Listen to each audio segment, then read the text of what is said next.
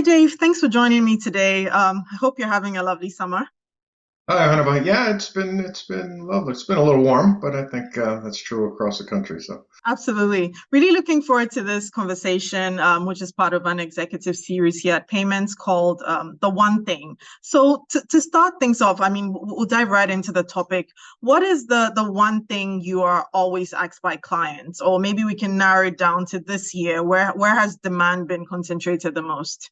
so the demand has been concentrated in the instant payment space, particularly with the release of FedNow. And the one thing I always get asked is why should we move what is effectively one of the most critical things we do as a bank to the cloud with a third party provider?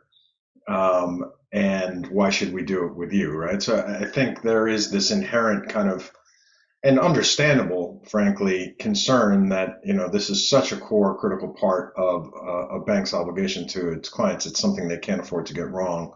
So the thought of moving it A to the cloud and B to a smaller provider is daunting. I think we've overcome that with most of our clients, and we're starting to overcome that more broadly in the market. But that is the one thing I'm consistently asked by clients. So what do you usually tell them in response?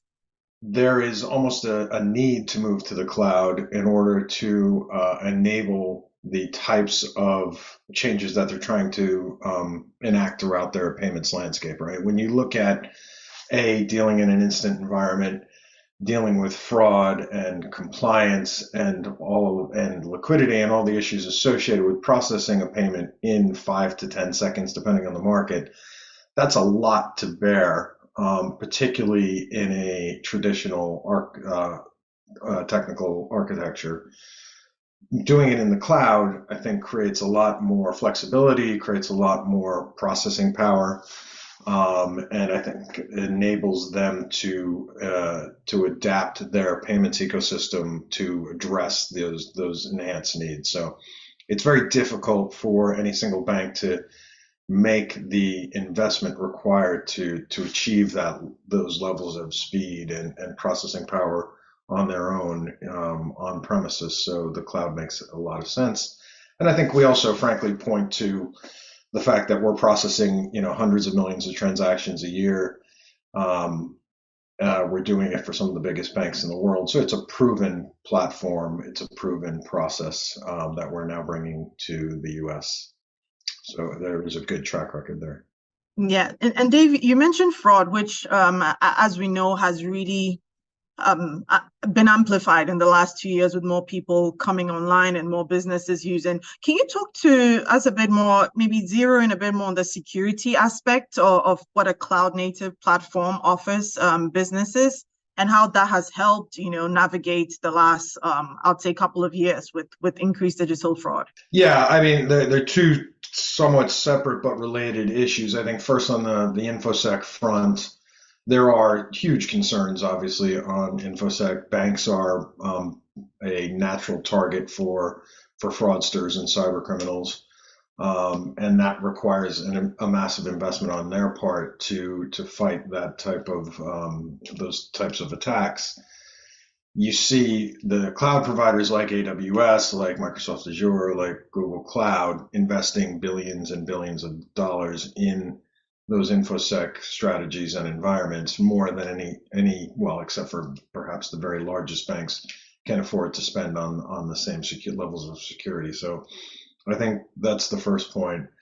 The second point around fraud is we are seeing with the rollout of instant payments globally, there is a associated increase in fraud and fraudulent activity happening with those instant payment environments because you have this you have two things that really make it an ideal playground for fraudsters. One is the ubiquity of the payment environment. And the second is the irrevocability of the payment. Once it's out the door, it's out the door, right? So, and then the added challenge, as I mentioned before, of having to do all these fraud checks quickly, right? And within the timeframes required to process the transaction. So we are doing quite a bit of work in the fraud space. We are running a proof of concept now in the UK with a couple of AI providers And we think because A, the speed that our system allows, and B, the view that we have on the market as a kind of critical provider of payment services in the UK and soon to be in the US, it gives us a broader purview than any single bank is able to have. And so we can start to see vectors and methodologies being deployed across multiple institutions at the same time that allow it to identify and address the fraudulent activity better and more rapidly, I think, than any single bank could do. Dave, coming back to the one thing, I mean, looking at some of these questions that clients are asking, are there others that you consider to be most important looking at the business climate today? Obviously, I think FedNow is a big one with instant payments. But when you look more broadly at the landscape, do these questions track with what you consider the most important, or are there others that you expect to be highlighted? The implementation of instant payments has necessitated a need to revamp or modernize payment landscapes to hit those technical hurdles that are required by the instant payment environments. Then that's had a downstream effect in banks looking to holistically replace their entire payments infrastructure. So not just for instant, but also for ACH, for Fedwire, for chips. We're also having conversations in that space. So I think it's led to this kind of massive overhaul of the entire kind of payments ecosystem and every individual bank's payments ecosystem. So, there are very few banks that I talk to that don't have an existing program already in effect and are planning to increase investment in 2024 in their payments environment. So that is, payments are, if there is a one thing, and you and I like to hear this because since this is where we work, right? It's in the payments. Yeah. It's payments. Payments is the one thing, right? And within that, I think there's this massive advancement happening across the entire industry. And payments is very broad. I mean, thinking about sort of moving forward, if you had a crystal ball, I mean, if the focus will remain on payments, but there are different aspects there. Where do you see clients needing Form3 services the most as we look on the second half of the year, for example? Yeah, I think it is addressing the instant payment environment. It's also, I think we're seeing a lot of clients rather are looking to replace their core banking platforms, but they're leery of doing so without having secured connectivity to the central infrastructure, to the payment schemes, i.e. the Fed and TCH in the US.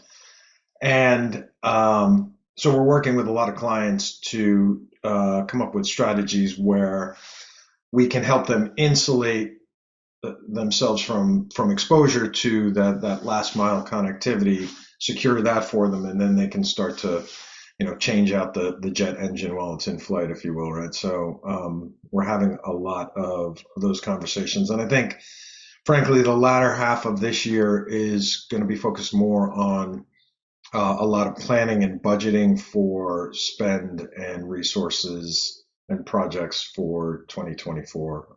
That's certainly there are those banks that already have projects underway, but I think there was quite a bit of hesitancy in terms of planning around instant payments and therefore the broader payment transformation projects associated with that until FedNow was launched. Now that we've seen it launched, I do think that's going to kick off quite a bit of projects and future investment next year. So Dave, would you say that the success of FedNow, hinges on getting enough banks to connect and use it?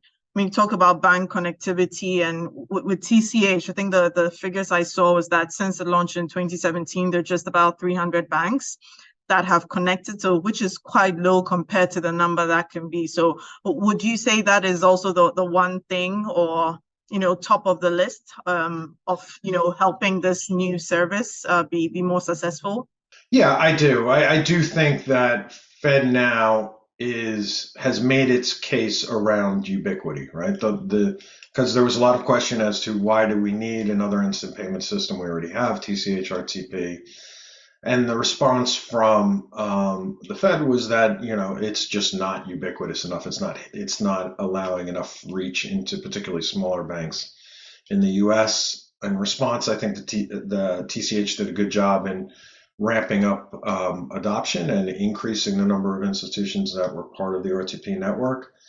Um, but I do think for FedNow to kind of make its to prove its hypothesis, it will need to ramp up adoption fairly quickly because ultimately that's what we need in the U.S. Right is a mechanism to reach as many end customers as possible and through an instant payment platform that is ubiquitous as possible.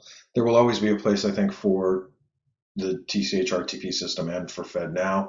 I think there'll be different use cases and different players on each platform, and I think that'll also be reinforced by the fact that there's not currently an interoperability mechanism foreseen between the two schemes today.